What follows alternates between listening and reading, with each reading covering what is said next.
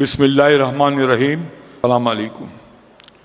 عالی مرتبت عزت مآب نواب محبوب عالم خان صاحب، معتمد اعجازی انوار علوم ایجوکیشنل ایسوسی ایشن اور بانی مشاعرہ اور اس مشاعرے کی روح، معزز شعراء کرام و معزز سامعین کرام، میں سب سے اور اپنے خیالات کا اظہار کرے نواب محبوب عالم خان صاحب۔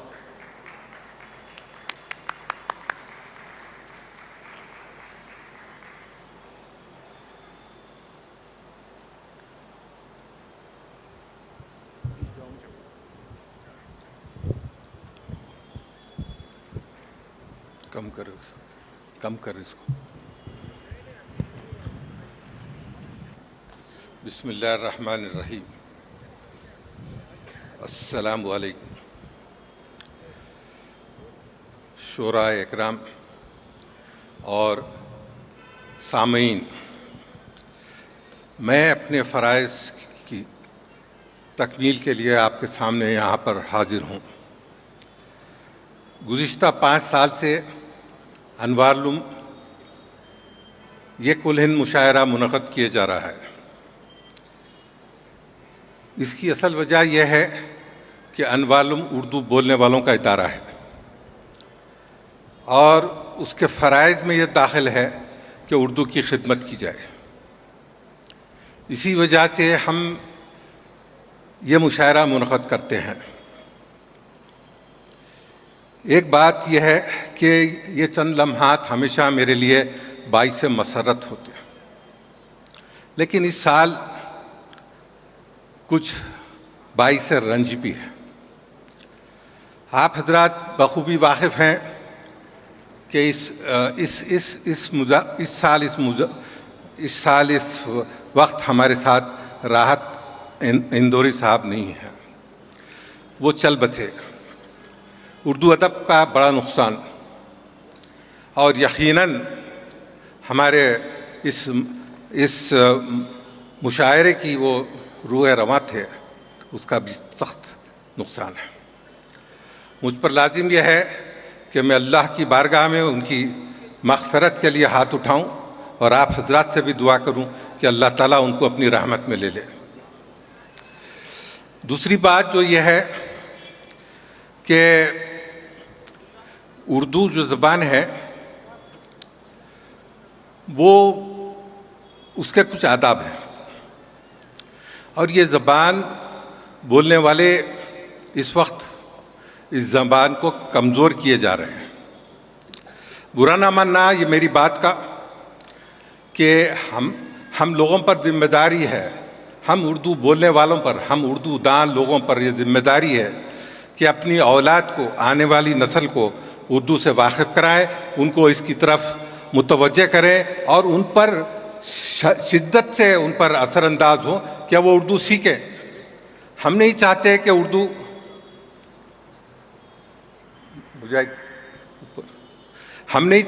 اردو صرف بولی بن کر رہ جائے۔ یہ ایک زبان ہے، یہ ایک تہذیب کا نام ہے، اور یہ تہذیب کے اثرات نہ صرف اس زبان پر ہیں اردو، بلکہ ہماری گفتگو میں، ہمارے محفلوں میں اردو بولنے والے بآسانی پہچانے جاتے ہیں، ان کی انفرادیت ہے۔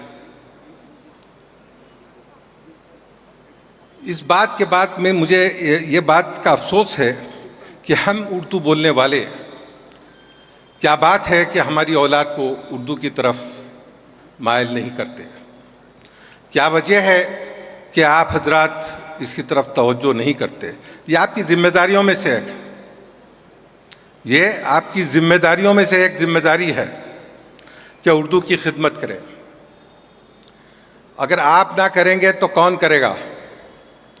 آپ پر اور مجھ پر لازم ہے کہ اردو کی خدمت کریں، اردو کو جو ہے آگے بڑھائیں، اردو کو نہ صرف ایک بولی رکھیں بلکہ اردو کو ایک زبان کی حیثیت سے اس ملک میں رکھیں۔ اردو اس ملک کی زبان ہے، یہ غیر ملکی نہیں ہو سکتی۔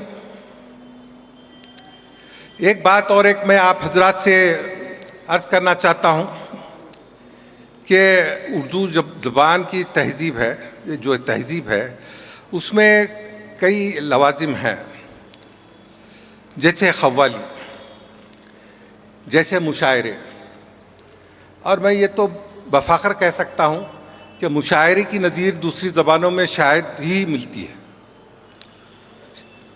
ہے کئی جگہ کوی سمیلن ہیں، کئی پوئٹس کے جو ہے گیدرنگس میں جانتا ہوں، لیکن مشاعروں کی بات، مشاعروں کا ادب، مشاعروں کا ماحول کچھ الگ ہی ہوتا ہے۔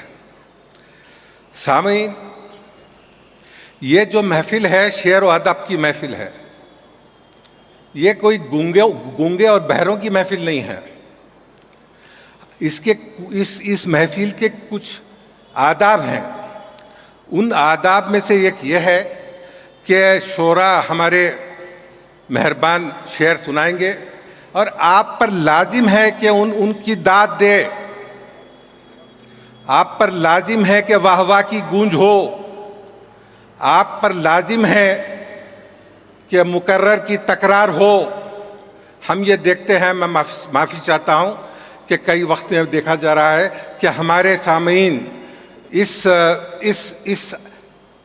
طریقے کو کیوں بھول رہے ہیں، کیوں نہیں اپناتے ہیں، اور اگر یہ چیز کو آپ اپنائیں گے، آپ یقین کر لیجئے میری بات کہ اس محفل کی بات ہی کچھ اور ہو جائے گی، اس محفل میں گرمی کچھ الگ ہی محسوس کرو گے، اور مجھے یقین ہے کہ آپ اس کم از کم آج ہمارے شعراء کے کلام کی داد دیں گے، ان کی ہمت بڑھائیں گے، اور آپ بھی خوش ہوں گے۔ میں آپ کی اشتیاق جانتا ہوں، آپ کا اشتیاق مجھے اختصار کی طرف لے چلتا ہے، اور میں آپ کا وقت خراب کرنا نہیں چاہتا۔ میں یہ چاہتا ہوں کہ یہ جس لیے آپ آئے ہیں اور جس لیے ہمارے مہربان یہاں موجود ہیں، وہ سلسلہ وہ جاری کر دیا جائے۔ میں اس مشاعرے کے ناظم مشاعرہ سے کہتا ہوں کہ اب وہ اپنی ذمہ داری سنبھالیں۔ آپ سب کا میں شکر گزار ہوں۔